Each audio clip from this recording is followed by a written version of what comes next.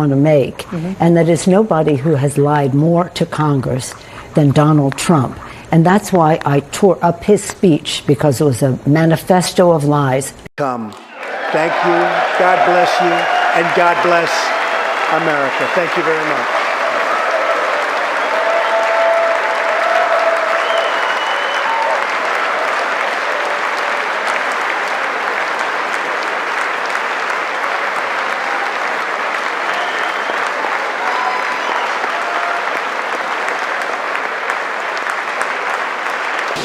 And I said at the time, so it's so cute almost that he's accusing somebody of lying to Congress. Right. Obviously, he wasn't under oath. It's a different... Doesn't matter. He's the president of the United States speaking to the Congress of the United States. Thank you so much, Madam Speaker. Appreciate it. Check this out. CNN calls out Nancy Pelosi to her face for her falsely comparing President Trump giving a speech to Congress with James Comey lying under oath when he testified before Congress. Pelosi instantly gets visibly furious. She must be hungover, is what Paul says here. And wow, townhall.com shares, even CNN is calling out Pelosi's lies. Pelosi, there's nobody who has lied more to Congress than Donald Trump. That's why I tore up his speech. It's cute. He's accusing Comey of lying to Congress, for which CNN replies, well, obviously he wasn't under oath. It's different. And Comey, hey, everybody, watch James Comey lie under oath in 2017 about the seriousness of Russian election interference, according to Mays. The memo that DNI Gabbard released proves clearly that Comey was lying during this testimony. He needs to be held accountable for the damage he did to this country. There should be no fuzz on this whatsoever. The Russians interfered in our election during the 2016 cycle. They did it with purpose. They did it with sophistication. They did it with overwhelming technical efforts. And it was an active measures campaign driven from the top of that government. There is no fuzz on that. It is a high confidence judgment of the entire intelligence community. And the members of this committee have seen the intelligence. It's not a close call. That happened. That's about as unfake as you can possibly get, and is very, very serious, which is why it's so refreshing to see a bipartisan focus on that, because this is about America, not about any particular party. So that was a hostile act by the Russian government against this country? Yes, sir. In that time frame, there were more than the DNC and the DCCC that were targets. Correct. There was a massive effort to target government and non-governmental, near-governmental agencies like nonprofits. What would be the estimate of how many entities out there the Russians specifically targeted in that time frame? It's hundreds. I suppose it could be more than 1,000, but it's at least hundreds. Did you believe his denial? Honestly, never thought these words would come out of my mouth, but I don't know whether the current president of the United States was with prostitutes peeing on each other in Moscow in 2013. It's possible, but I don't know. How weird was that briefing? Really weird. I just wanted to get it done and get out of there. Right after leaving the meeting, Comey began to take notes about Trump's startling behavior, fearing that the president-elect might later lie about what was said. I had obviously concerns about that earlier, having watched him on the campaign, that he is someone for whom the truth is not a high value. Patel and his number two, Dan Bongino, have recently come under fire from MAGA world, I guess you could call it, for exposing the so-called deep state plots. I mean, I guess they haven't done enough in their view, is why they've come under fire. It seems like that might be influence from it's hard to know, but what do you make of that? Because he was in many ways the choice of the MAGA world, and now they seem to be a little mad at him. Well, because he's found himself now in a reality-based world where statements have to be under oath in front of judges and there's severe consequences for lying. Not the case with a podcast. And so that's what I meant when I say he has to drive the car now. Of course he's going to disappoint the people he gave that nonsense to for years, because the FBI, newsflash, is not a left-wing cabal of deep staters. It's a fundamentally honest group of people trying to figure out what's true.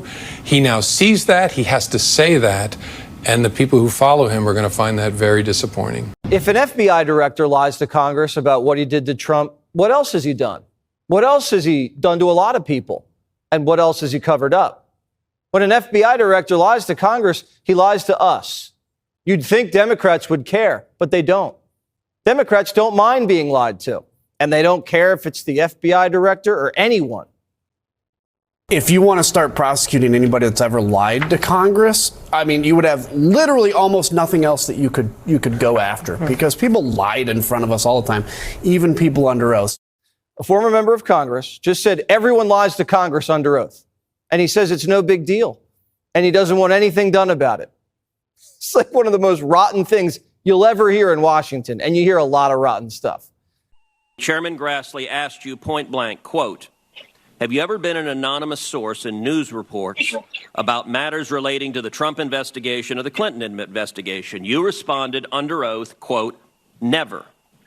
He then asked you, quote, have you ever authorized someone else at the FBI to be an anonymous source in news reports about the Trump investigation or the Clinton administration? You responded again under oath, no. Now, as you know, Mr. McCabe, who works for you, has publicly and repeatedly stated that he leaked information to the Wall Street Journal. Who's telling the truth? I can only speak to my testimony. I stand by what the testimony you summarized that I gave. I'm not going to characterize Andy's testimony, but mine is the same today. A congressman saying, yep, we're all lying to each other. We all know it's a crime, and who cares?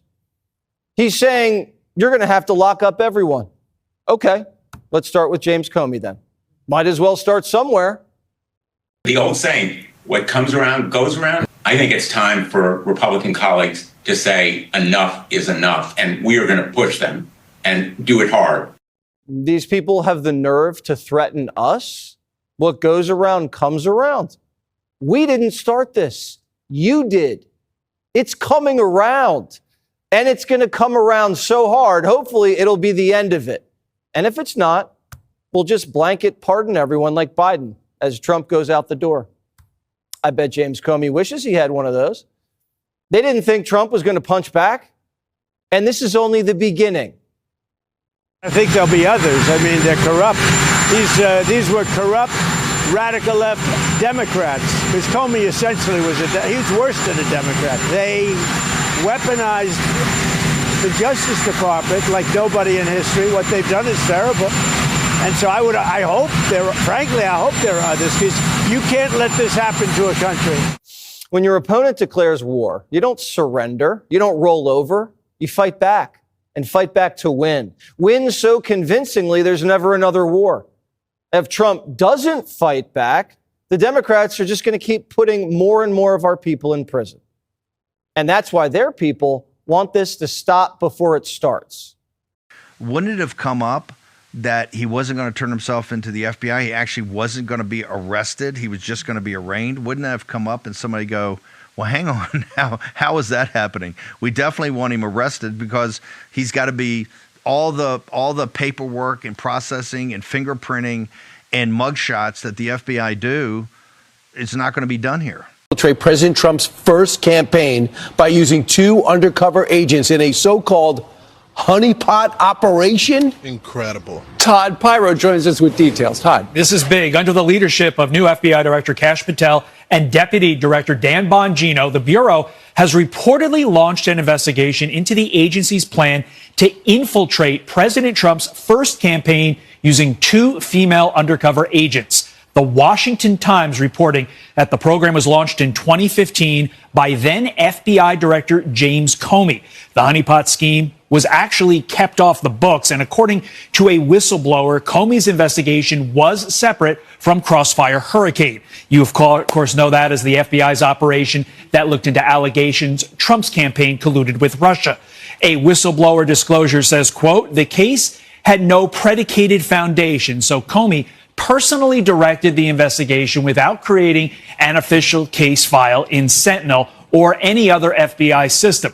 The FBI has multiple methods of protecting highly sensitive investigations, so Comey did not have a legitimate reason not to officially create an official investigation file or have a file number. FBI leaders are reportedly looking for those once undercover agents who are said to have infiltrated the Trump campaign at high levels. Back over to you. This story is insane. Thank you so much, Todd. The whistleblower said that Comey personally directed it and using 2 female undercover agents as honeypots. They say it usually refers to an undercover operative who feigns sexual or romantic interest to obtain information on a target. So were these honeypots targeting Donald Trump? Were they targeting people on his team? Were they women that we were seeing on air all the time traveling with him? If this is true, he's a dirty cop. And this is the same thing that is alleged that they did the same thing to Martin Luther King Jr. as well and recorded him to use as leverage. So the FBI, which was supposed to have reformed if this report is true, apparently never reformed at all. Yeah, J. Edgar Hoover moved. James Comey always said he was above it all. And we know, soon we're going to find out if that indeed was he above it all. Was he just tall or is he just, was he actually? Sir. Well, so I don't want to rat out a source, but according to a very senior source at the Justice Department, and I'm going to let this source remain anonymous, this summons versus arrest warrant was discovered too late to do anything about it. So that's where we are. Okay, that's why we're not seeing a James Comey perp walk. Okay. Okay. Walk us through then what happens. Comey's still there. I think he's already pled not guilty, so he must have exited the building through the Sally Port or where a car could pull in. But we'll stick around and see. Walk us through what happens after today. He's arraigned. What will have happened? They give him a preliminary day for some preliminary hearings, or what's the process from here? Yeah, I mean, he can invoke the Speedy Trial Act and demand a trial very fast, within several months. And this is not a complicated case. He might demand some discovery. I don't know what discovery he would be able to get. I mean, it's pretty clear cut. He testified in 2017 that he wasn't the source of leaks on the biggest scandal in American history. To my former boss, Chairman Chuck Grassley, he was under oath. He's lucky he didn't get charged with perjury. He got charged with false statements and obstruction of a congressional proceeding. And then when Ted Cruz asked him again in 2020, he reaffirms. He knew it was a lie. I mean, or the evidence is going to show he knew it was a lie.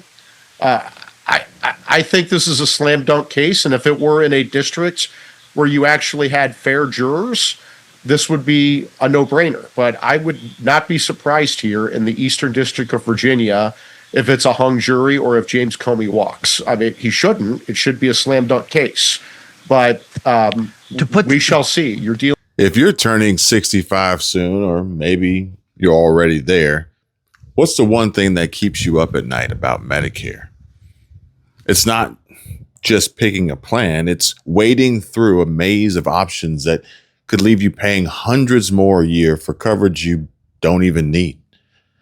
I talked to my aunt last month who's been on Medicare for years, and she confessed she'd been stuck in the wrong plan since day one, overpaying by $2,400 without even realizing it because the fine print was a nightmare. And get this, millions of seniors face the same trap every open enrollment, risking gaps in care or surprise bills that hit right when you need stability most.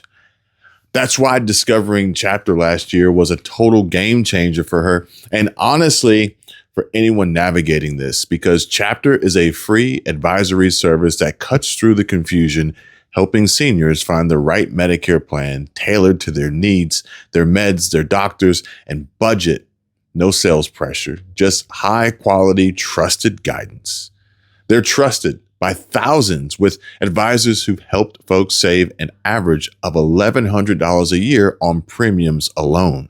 Chapter does all the heavy lifting, comparing plans from all the major providers, spotting hidden fees, and even handling the enrollment paperwork so you don't have to spend weeks on hold with insurers. In my aunt's case, they reviewed her setup in under 30 minutes over the phone and switched her to a plan that covered her arthritis meds fully, something her old one didn't.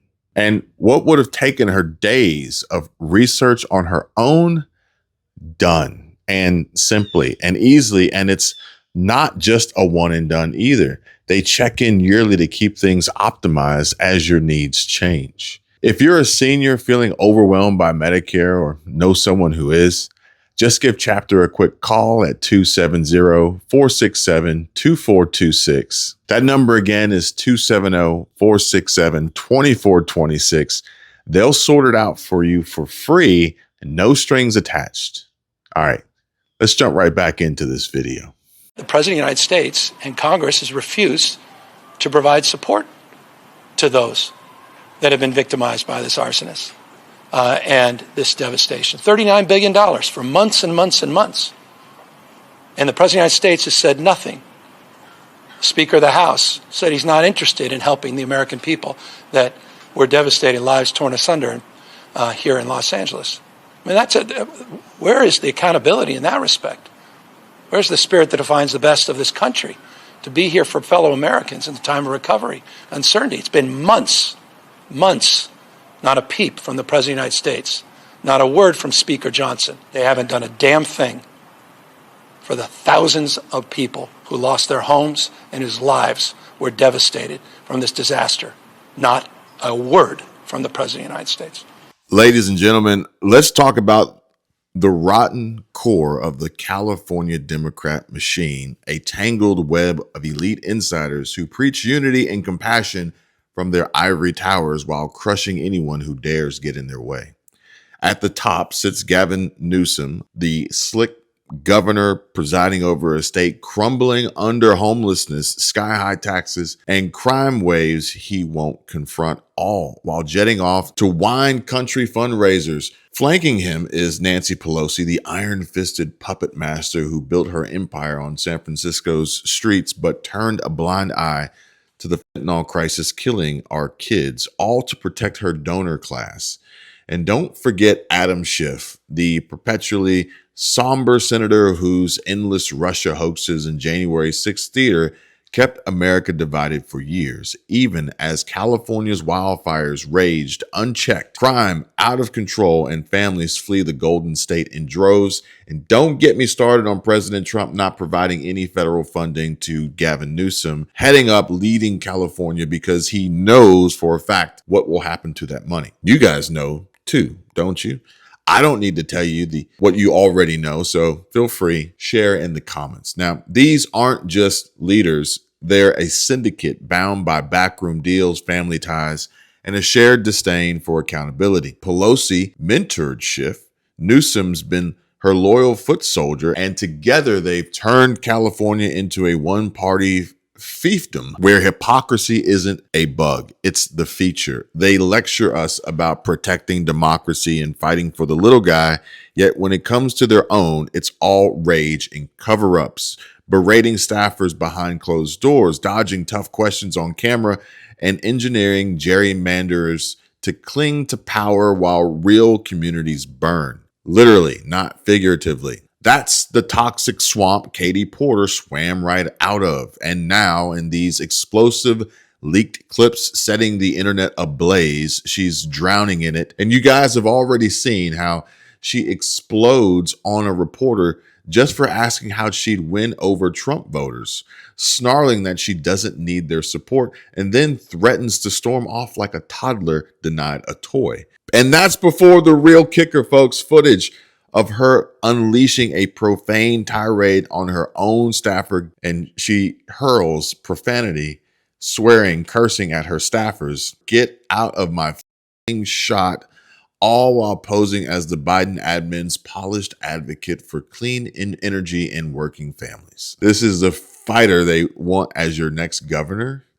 A bully who cries foul over White House snubs but has no qualms humiliating the very people she claims to champion? It's peak Democrat hypocrisy, all performative outrage until the mask slips, revealing the same elitist venom that's poisoned California for decades.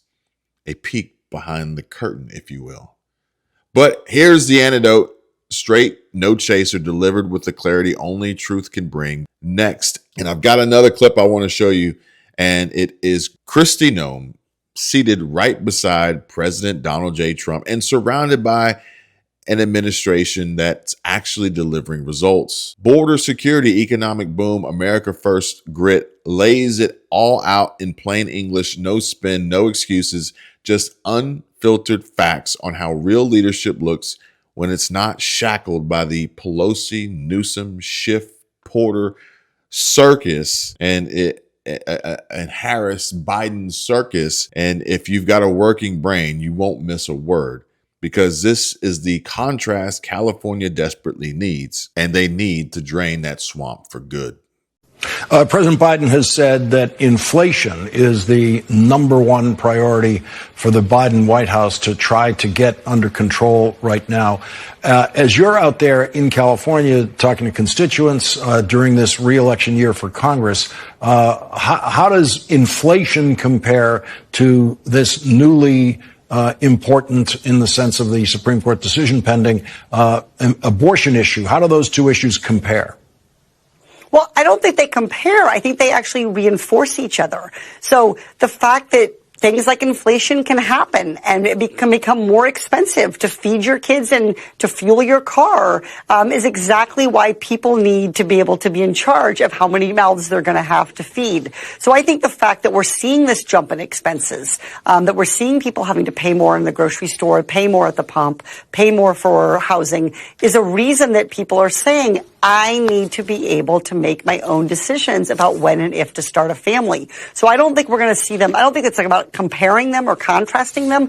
I think they reinforce for people just how big of a responsibility it is to take care of a family. And the citizens of this country, they want to kill them.